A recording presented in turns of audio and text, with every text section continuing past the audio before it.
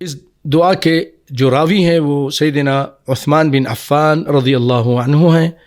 وہ کہتے ہیں کہ سمعت رسول اللہ صلی اللہ علیہ وسلم، میں نے سنا رسول اللہ صلی اللہ علیہ وسلم سے، یقول، آپ فرما رہے تھے، ما من عبد یقول فی صباح کل یوم ومساء کل لیلہ، صبح کو کہے رات کو کہے،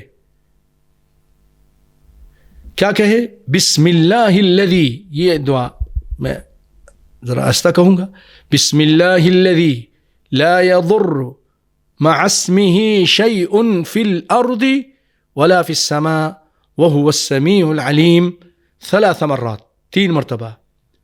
فيضره شيء، کوئی چیز اس کو نقصان پہنچا سکتی ہے، یعنی کوئی چیز اس کو نقصان نہیں پہنچا سکتی.